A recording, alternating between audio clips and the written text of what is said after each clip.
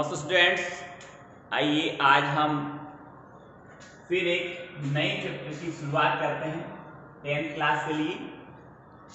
हमारा 13th chapter circle and tangent last video में complete हो चुका था। इसमें सारे थ्योरम्स, एग्जाम्पल और एक्स्ट्रा में ही कुछ मैंने डाउट्स आपको एक्सप्लेन किए हैं, तो उनको भी आप अच्छी तरह से तैयार करें। साथ ही साथ उन्हें फेयर नोटबुक में ज़रूर से करें। देखो, फेयर नोटबुक में काम करना इतना ज़्यादा इम्पोर्टेंट होता है कि आप मेरे से जितनी एडवाइस ले सकते हो, मेरे से जितना सीख सकते हो, उससे भी कई गुना ज़्यादा आप उस फेयर नोटबुक से सीखोगे। क्या है कि एग्ज़ाम टाइम में मैं आपके साथ नहीं रहूँगा, कोई भी टीचर है वो आपके साथ नहीं रहेगा, बट आपकी नोटबुक जिसमें आपने उस डेट में नोट्स लिखे हैं, डाउट सोल्व किए हैं, वो आपके पास है। जब भी कोई डाउट नहीं आया तो आपने नोटबुक खोली और आपने उसको तुरंत उसका आंसर देख लिया, उसके स्टेप्स देख लिए, सारे आपको उसके क्वेश्चंस के आंसर आपको वहाँ मिल जाएंगे। तो फेयर नोटबुक में वर्क करना बहुत ही ज़्यादा इम्पोर्टेंट है। अब आगे देखते हैं स्टूडेंट्स कि आज हमारा चैप्टर रहेगा 14 कंस्ट्रक्शन। इसका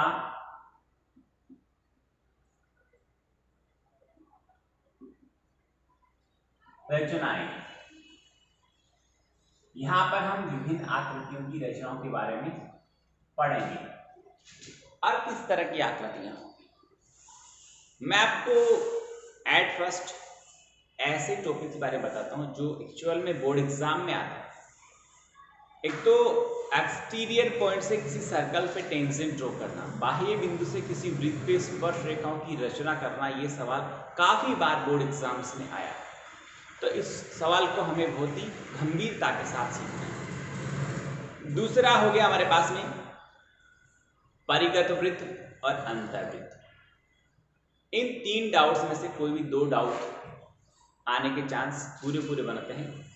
इनमें से कोई से भी दो टॉपिक में से एक सवाल पूछा जा सकता है, आपको रचना करने के लिए कहा जा सकता है, तो वो एक सवाल जो आएगा रचना का, कंस्ट्रक्शन का, वो इन तीन टॉपिक में से आएगा। बहुत ही इजी है, बहुत ही शानदार है। सबसे ज़्यादा जो चांस है वो बाह्य बिंदु से स्पर्श रेखा के, उसके बाद अंतर्वृत्त भी खींचना आ सकता है और बाह्य वृत्त भी आ सकता है। तो मैं आपसे यहाँ बात करना चाहता हूँ सबसे पहले एट फर्स्ट वृत्त के बारे में, कि बाह्य बिंदु वृत्त की सारी डेफिनेशन, सारे इंस्ट्रक्शंस और सारा इंट्रोडक्शन मैं आपको करवा चुका हूँ कि वृत्त क्या होता है, परिधि क्या होती है, त्रिज्या क्या होती है, व्यास क्या होता है, चाप क्या होता है, त्रिज्य खंड क्या होता है, वृत्त खंड क्या होता है, लघु वृत्त खंड क्या होता है, दीर्घ वृत्त खंड क्या होता है, ये सब, चाप की लंबाई क्या होती है, क्षेत्रफल में कैसे ज्ञात करते हैं, स्पर्श रेखा क्या होती है, स्पर्श रेखा और त्रिज्या में क्या संबंध होता है, बाह्य बिंदु से खींची स्पर्श रेखाओं में क्या संबंध होता है, ये सारे बातें हम कर चुके हैं। तो मैं आपको यहाँ पर डायरेक्टली उस पॉइंट से जोड़ना चाहता हूँ जिसके बारे में हमें इसमें पढ़ना है, और वो पॉइंट है कि बाह्य बिंदु से एक वृत्त पर स्पर्श रेखा की रचना किस प्रकार से की जाती है। आइए स्टूडेंट्स देखते हैं।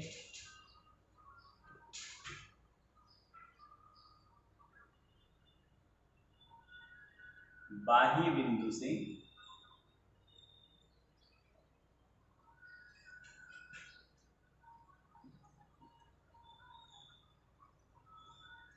वृत्त पर स्पर्श रेखाओं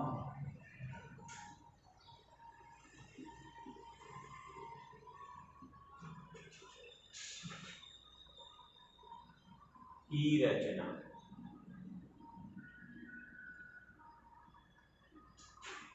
ठीक है, जैसे हमें दिया जाए, मैंने डाउट लिया कि 3 सेमी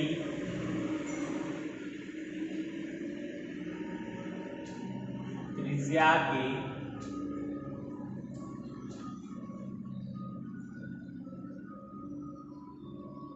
वृत्त पर केंद्र से 5 सेमी दूर स्थित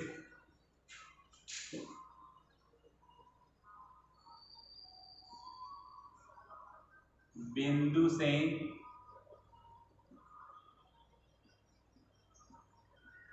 स्पर्श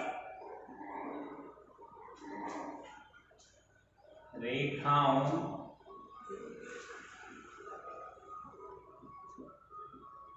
की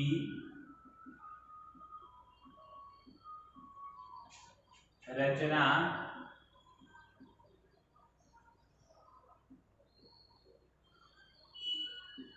कीजिए। आइए किस तरह से रचना होती है। सबसे पहले हम एक पेपर पर बिंदु लगाएंगे, इसको हम केंद्र मानेंगे और प्रकार में 3 सेमी का चाप स्केल ली और स्केल से मेजर करके 3 सेंटीमीटर प्रकार को खोल लिया। प्रकार की नोक को इस बिंदु पर रखेंगे जो हमने यहाँ लगाया है और पेंसिल को इसके चारों ओर घुमा देंगे। तो यहाँ रखेंगे ऐसे और ऐसे रखें, यूं घुमा देंगे। समझ रहे हो मेरी बात को? तो आपके पास में इस प्रकार से वृत्त बन जाएगा।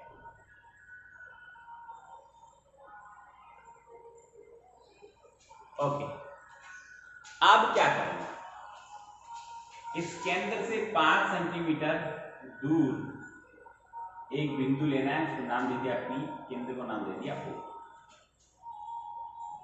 यहां स्केल रखेंगे ऐसे,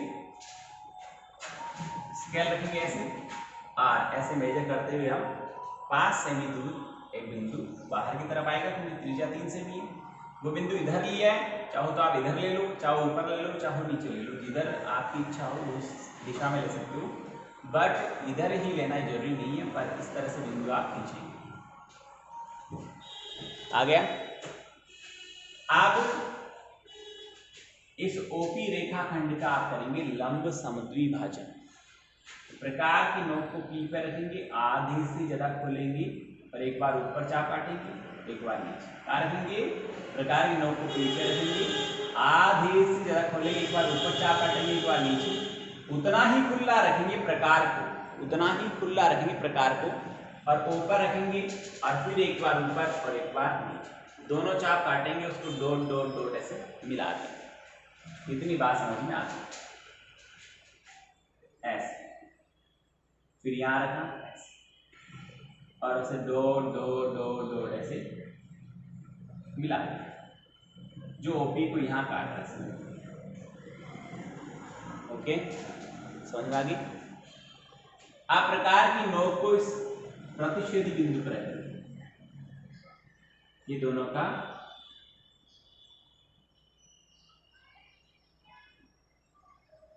प्रतिच्छेद बिंदु, इस पर प्रकार की नोक रखेंगे। यहाँ पर पेंसिल को O तक खोलेंगे, चाहे P तक, O तक खोलो चाहे P तक खोलो, यहाँ रखेंगे और ऐसे आप चाहो तो एक पूरा डॉट डॉट डॉट करके एक वृत्त बना दो।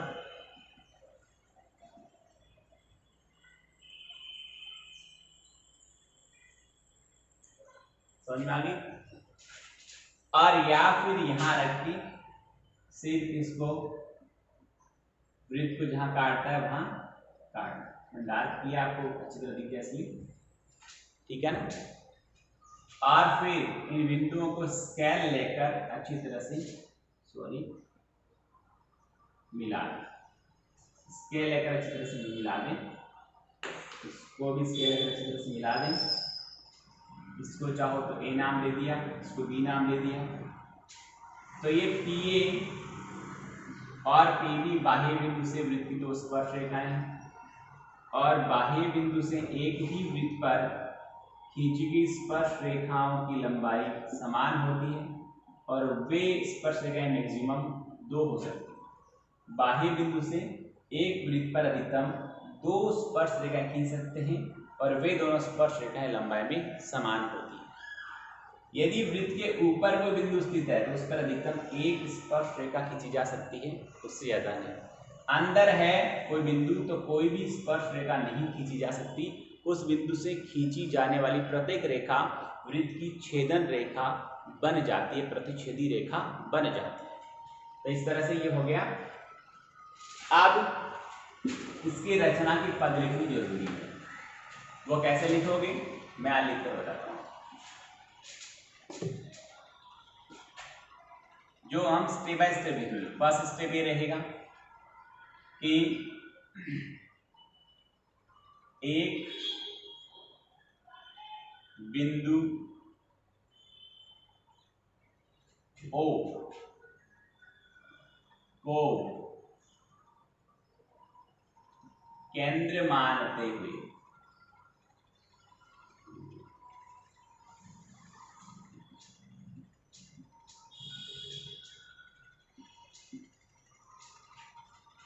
तीन सेमी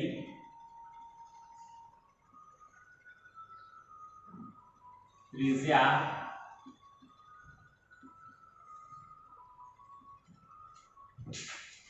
का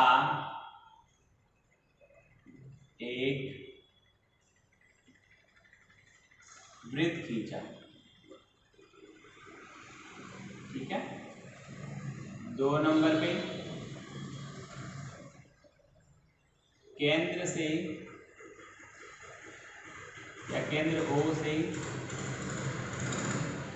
5 सेमी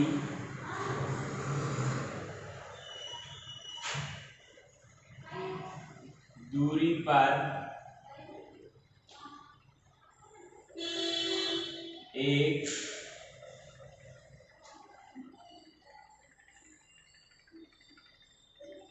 बिंदु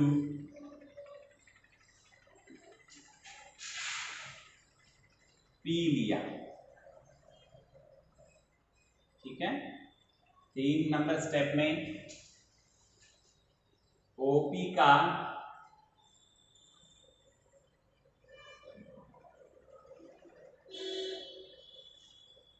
लंब समद्वि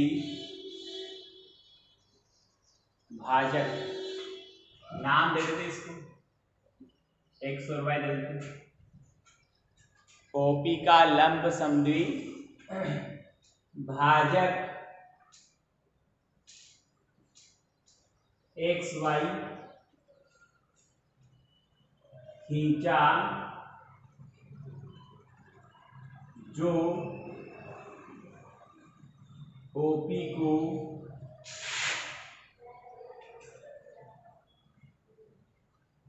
बिंदु M पर प्रतिच्छेद करता है।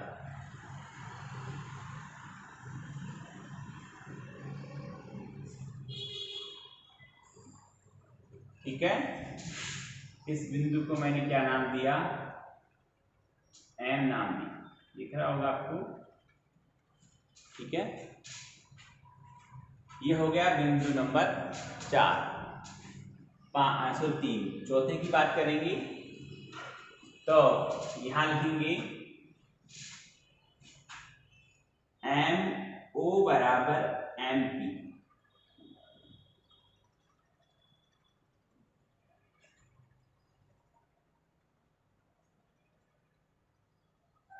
त्रिज्या लेकर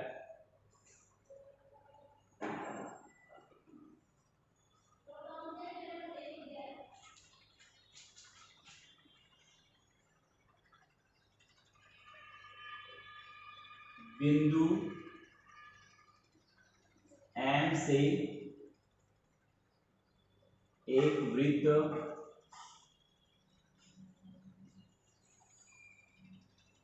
खींचा। ठीक है, जो वृत्त को या जो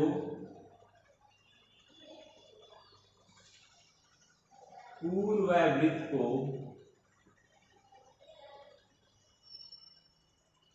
बिंदु A या B पर प्रतिच्छेद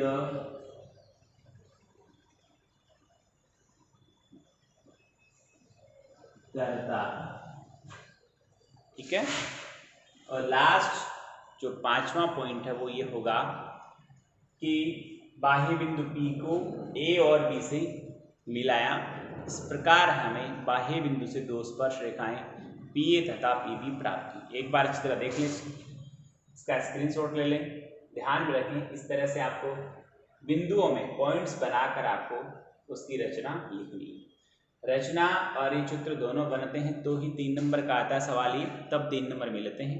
यदि रचना नहीं की, रचना का एक या आधा जो नंबर डिसाइड होता है उसमें, वो आपका कैंसिल हो जाएगा, कट जाएगा। इसलिए आप पूरा काम करें, अच्छी तरह से काम करें। आगे देखते हैं, एक बार देख लें फिर से, मैं मिटा रहा हूं उसको।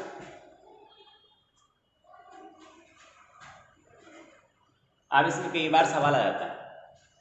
क्या सवाल आता है कि स्पर्श रेखा की गणना द्वारा, यह आ गया कि गणना द्वारा स्पर्श रेखा की लंबाई भी ज्ञात कीजिए। तो ये रचना के पद में हटा रहा हूं और फिर उस सवाल का जवाब देता हूं जो मैंने आपको अभी बताया कि गणना द्वारा स्पर्श रेखा की लंबाई ज्ञात कीजिए।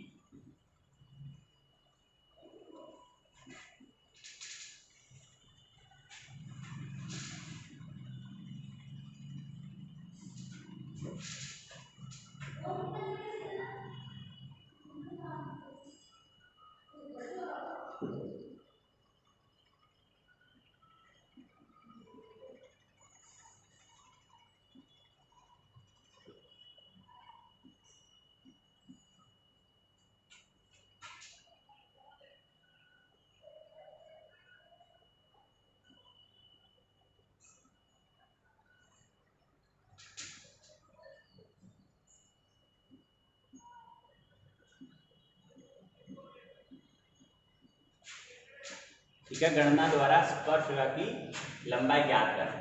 यहां पर हम त्रिभुज PAO की बात करें, ठीक है, दिख रहा होगा आपको त्रिभुज POA। उसमें जो OA है वो त्रिज्या के बराबर है और त्रिज्या हमें 3 सेंटीमीटर दी हुई थी। फिर OB 5 सेंटीमीटर हमें दे रखी है।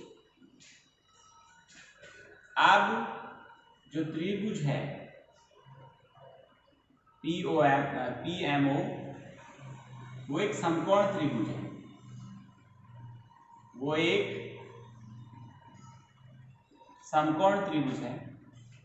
और कारण आप लिखना चाहो तो चूंकि त्रिज्या स्पर्श रेखा पर लंब होती है, त्रिज्या स्पर्श रेखा पर लंब होती है, तो आप कहेंगे कि PA है, ये यहां पर OP कर्ण है, ये लंब मान लो या आधार मान लो। तो हम जानते हैं कि लंब स्क्वायर प्लस आधार स्क्वायर बराबर कर्ण स्क्वायर, लिख देता हूं। तो यहां पर इस अपन PM को या सॉरी PA को लंब माने या आधार माने तो कर्ण OP square minus OA square हो गया। OP की लंबाई 5 है, 5 का स्क्वायर, इसकी लंबाई 3 है, 3 का स्क्वायर, 5 का स्क्वायर 25 माइनस 9 बराबर 16 बच गया। अब हमें PA की लंबाई चाहिए तो PA स्क्वायर बराबर 16 आया, तो PA बराबर 16 का रूट 4 आएगा। यहाँ प्लस माइनस नहीं लगेगा क्योंकि दूरी का मामला है, दूरी कभी ऋणात्मक नहीं होती। तो इस तरह से हम स्पर्श रेखा की लंबाई की गणना भी कर सकते हैं। तो इस प्रकार से मैंने गणना की, इसका भी आप स्क्रीनशॉट ले सकते हैं, देख लें, इसको समझ लें, कोई डाउट हो तो मेरे को कॉल करके पूछ लें। आगे बढ़ते हैं स्टूडेंट्स, ये बिंदु हुआ हमारा बाह्य बिंदु से स्पर्श रेखा खींचने का टॉपिक कंप्लीट हुआ है।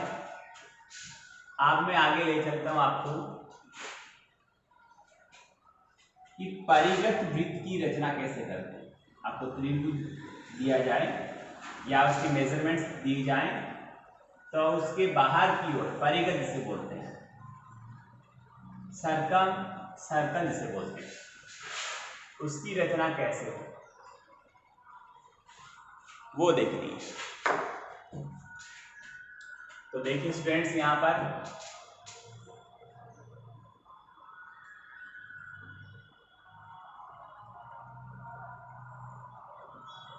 परिगत वृत्त। जैसे हमें दिया जाए कि एक त्रिभुज है,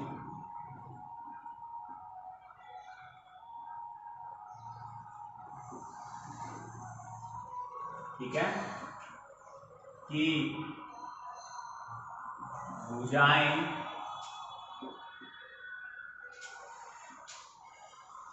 क्रमशः AB, BC तथा CA, ठीक है, या इनके मेजरमेंट भी लिख दूं। ये 6 सेंटीमीटर का है, इतना भी हो सकता है, जरूरी नहीं मैंने लिया उतना ही हो। BC 5 का है और AC 7 सेंटीमीटर, ठीक है ना। तो इसके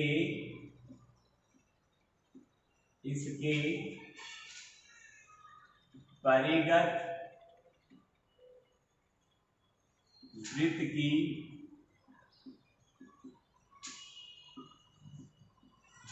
रचना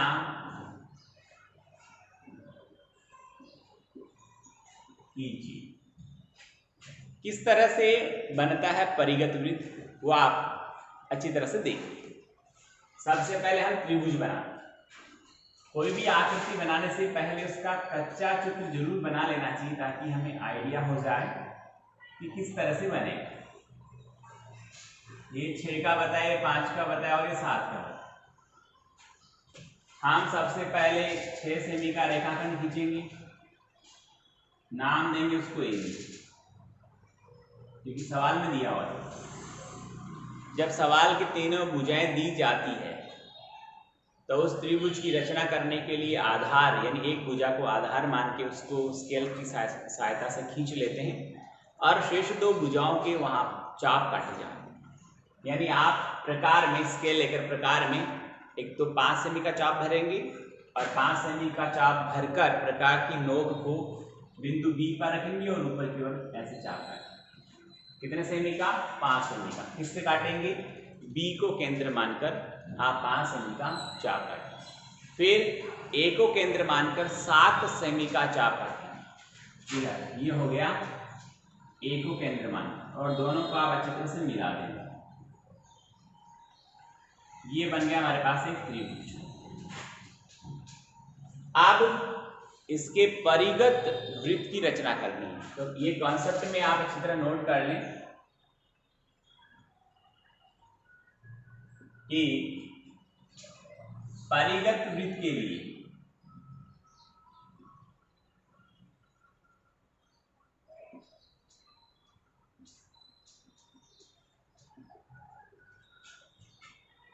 त्रिभुज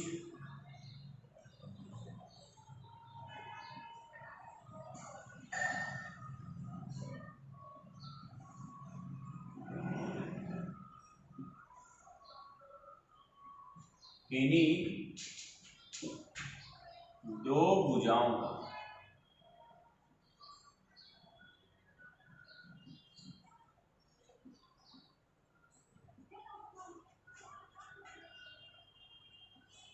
लंब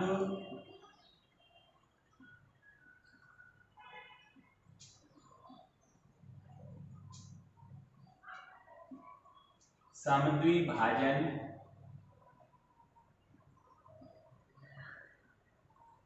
किया जाता है। ठीक है, 2 भुजाओं का लंब समद्विभाजन किया जाता है। इसके लिए परिगत वृत्त के लिए ये नोट इसलिए लिखा है कि यहाँ यही कॉन्सेप्ट है, ये याद रखना है कि परिगत में क्या करते हैं, अंत में क्या करते हैं। तो परिगत में किन्हीं 2 भुजाओं का लंब समद्विभाजन किया जाता है।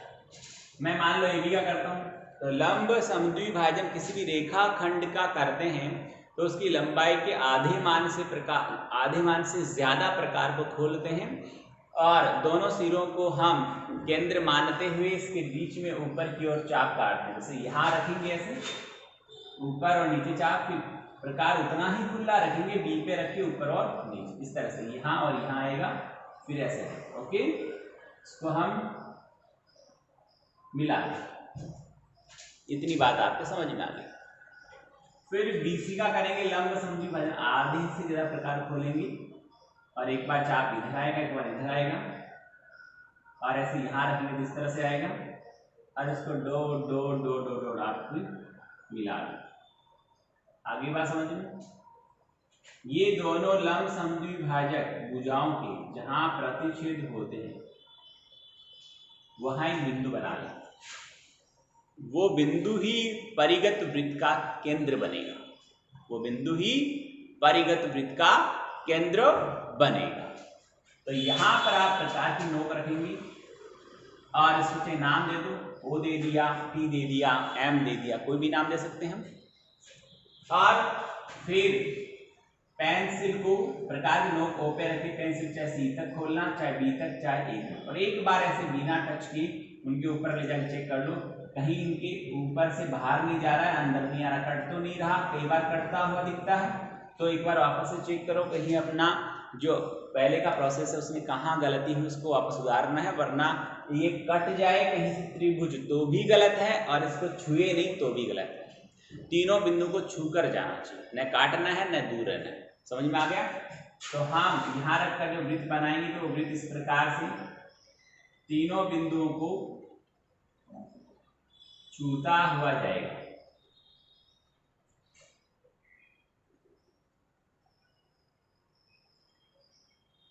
ओके, वो वृत्त इस प्रकार से गुजरेगा, इसको कहते हैं परिगत वृत्त और ये परिकेंद्र कहलाता है।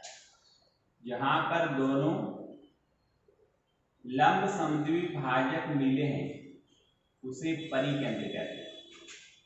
ठीक है, ये सरकम सेंटर है।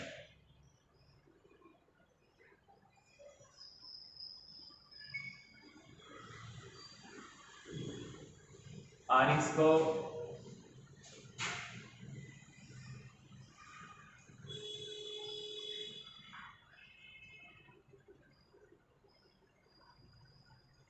सरकम सर्कल कहते हैं। क्या कहते हैं?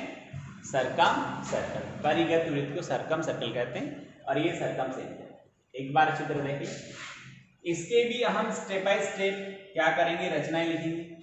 सर्वप्रथम हमने 6 सेमी लंबाई का रेखाखंड AB खींचा, फिर A को केंद्र मानते हुए 7 सेमी का ऊपर की ओर चाप काटा, फिर B को केंद्र मानते हुए 5 सेमी का ऊपर की ओर चाप काटा। दोनों चाप बिंदु C पर प्रतिच्छेद करते हैं, बिंदु C को A तथा B से मिला है। सुन लें आराम से, इसी तरह लिखना है, 2 बार रिमाइंड करके आप सुन लें। फिर नेक्स्ट, इस प्रकार हमें त्रिभुज ABC प्राप्त हुआ। नेक्स्ट बिंदु में आप क्या लिखेंगे कि भुजा AB और भुजा BC के लंब अर्धक या लंब समद्विभाजक खींचे जो बिंदु O पर प्रतिच्छेद करते हैं। नेक्स्ट बिंदु में बिंदु O को, नेक्स्ट पॉइंट में लिखेंगे, बिंदु O को केंद्र मानते हुए OA बराबर OB बराबर OC त्रिज्या का एक वृत्त खींचा जो कि बिंदुओं A, B तथा C से होकर गुजरता है। नेक्स्ट पॉइंट में इस प्रकार हमें अभिष्ट परिगत त्रिभुज प्राप्त हुआ। अभिष्ट शब्द का यहाँ मतलब है कि जो हमें पूछा गया था, जैसा हमें पूछा गया था वैसा हमें एक परिगत वृत्त प्राप्त हुआ है। और परिगत जहाँ पर दोनों लंब अर्धक आकर मिलते हैं उसे परिकेंद्र कहते हैं और इसको परिगत वृत्त कहते हैं। परिगत वृत्त की क्या होता है, यानी परिकेंद्र जो होता है वो उस परिगत जो वृत्त बना है उसके त्रिभुज के तीनों शीर्षों से समान दूरी पर रहने वाला बिंदु होता है। ये बिंदु पथ में पढ़ा था कि त्रिभुज के तीनों शीर्षों से समान दूरी पर रहने वाले बिंदुओं का बिंदु पथ क्या होता है, तो आप कहते परिकेंद्र। और भुजाओं से पूछता हो तो अंतर। स्टूडेंट्स, उम्मीद करता हूँ आपको अच्छा लगा होगा, समझ में आया होगा। इसको अच्छी तरह देखें, समझें और जितने आप 2 4 5 जितने बना सकते हैं, जितने आप डायग्राम बनाने की प्रैक्टिस करेंगे, उतना ही आपको अच्छा समझ में आएगा, कॉन्सेप्ट क्लियर होगा। अच्छी तरह मेहनत करें और समझ में आ गया है रफ में बना लें, समझ में आ जाए तो फिर कभी बनाना नहीं आए तो मुझे पूछना है। बहुत बहुत धन्यवाद।